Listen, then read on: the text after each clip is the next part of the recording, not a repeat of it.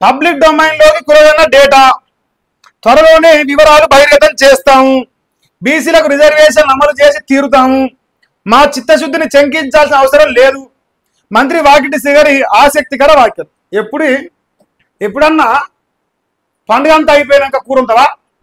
పండుగ అయిపోయి జనాలు తినిపోయినాక ఉంటుందా? మళ్ళీ కొత్తగా కులగన్న రావాల్సిన డేటా ఇప్పుడే కదా. మీ చిత్తశుద్ధి పైన మాకు బలమైన విశ్వాసం ఉన్నది. కొద్దిసేపు మీరు ఎంత చిత్తశుద్ధి అంటే డిసెంబర్ 9 తారీఖు నాడు వద్దంటే రుణమాఫీ చేస్తుంది. ఈ రాష్ట్రంలో 100 రోజుల్లో 6 గ్యారెంటీలు అమలు చేస్తుంది. 2 లక్షల ఉద్యోగాలు ఇస్తుంది. జాబ్ గ్యారెంటీ ఇస్తుంది. అందరినీ ప్రజా ప్రజా ప్రజా పరిపాలన గొప్పగా ఉండే అస్సలు మానభంగాలు జరుగుతలేవా, మర్డర్లు జరుగుతలేవా? ఇంత గొప్ప రాష్ట్రంలో తప్పులేదన్న వాకిటి శ్రీగారి గారు. మీ చిత్తశుద్ధిని, బలమైన చిత్తశుద్ధిని ప్రజలు బలంగా చూస్తున్నారు, విశ్వసిస్తున్నారు. మీ ప్రభుత్వాన్ని మిమ్మల్ని విశ్వసిస్తున్నాము. గొప్పగా బుద్ధి జ్ఞానం లేదా కొంచెమన్నా చెప్పడానికన్నా? చిత్తశుద్ధి ఏడవైంది మరి చిత్తశుద్ధి? ఇది ఏంది?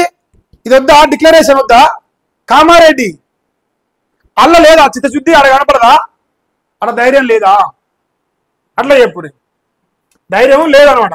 ఆడ రాదు ధైర్యం.